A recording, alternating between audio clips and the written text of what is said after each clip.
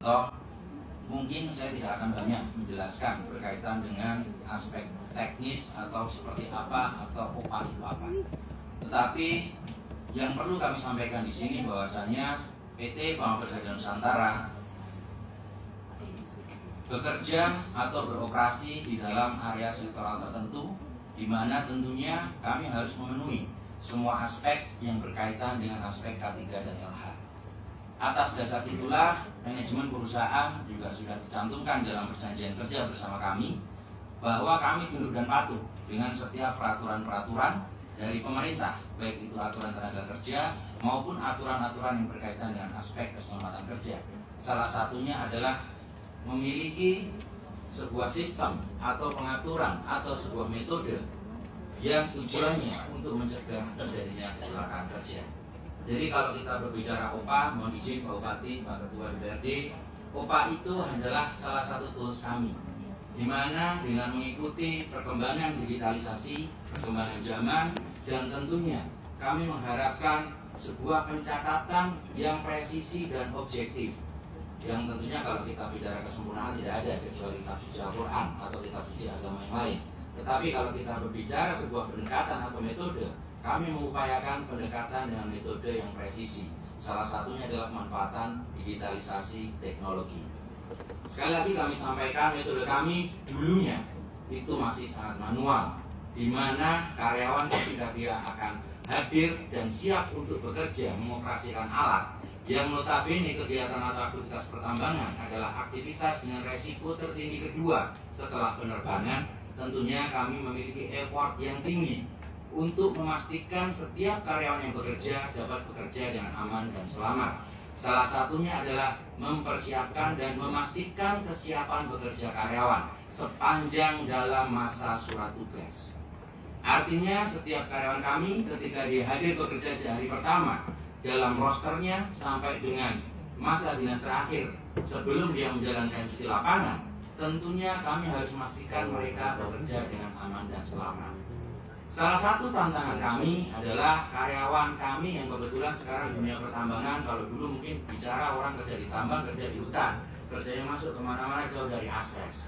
Saat ini kami ada yang dekat dengan kota, tapi tetap juga ada salah satu set kami atau beberapa set kami yang terletak cukup jauh dari pemukiman.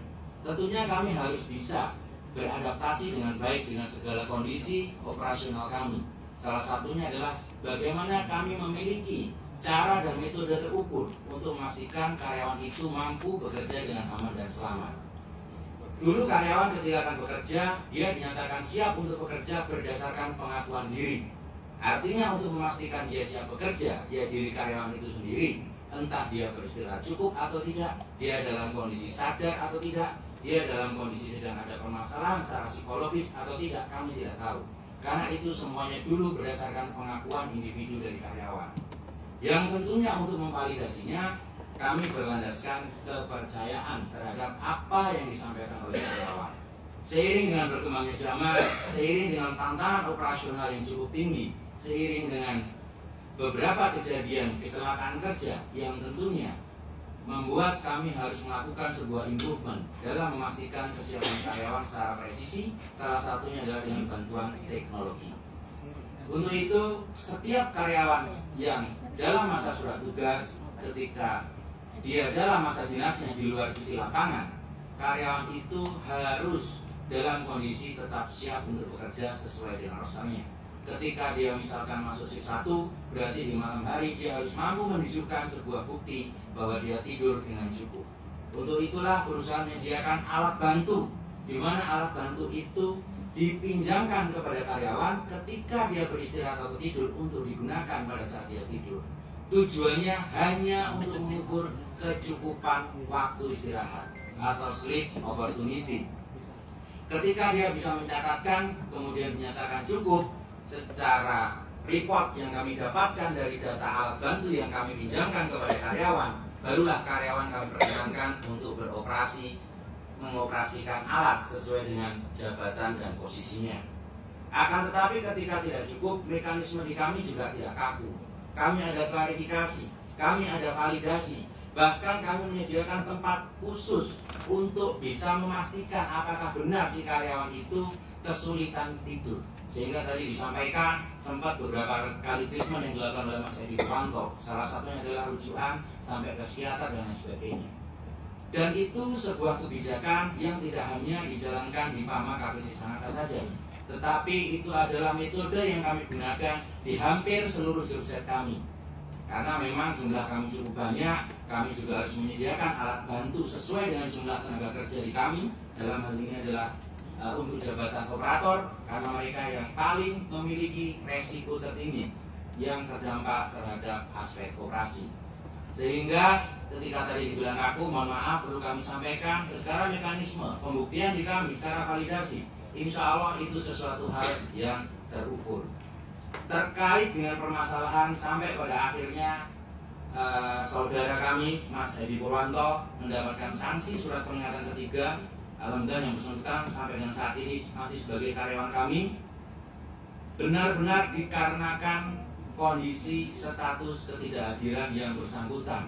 Setelah kami melakukan proses di kami mekanisme penanganan pelanggaran, di mana mekanisme penanganan pelanggaran juga tercantum di dalam perjanjian kerja bersama PT PAMA Persada Nusantara. Mungkin mekanisme untuk mendudukkan suatu sanksi di PAMA kurang lebih sama rumitnya, sama ribetnya dengan mekanisme peradilan.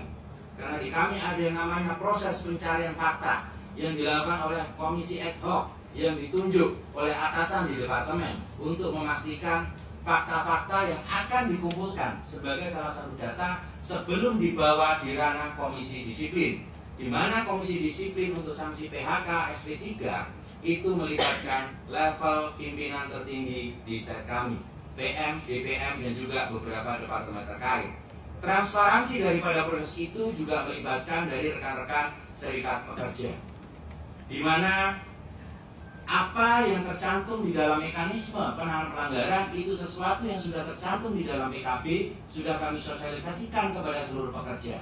Sehingga kami yakini apa yang menjadi keputusan manajemen terkait dengan sanksi surat peringatan ketiga yang diberikan kepada saudara Edi Purwanto sudah memenuhi kaidah-kaidah hukum yang tepat sesuai dengan yang diatur dalam perjanjian kerja bersama PT PAMA Persada Nusantara.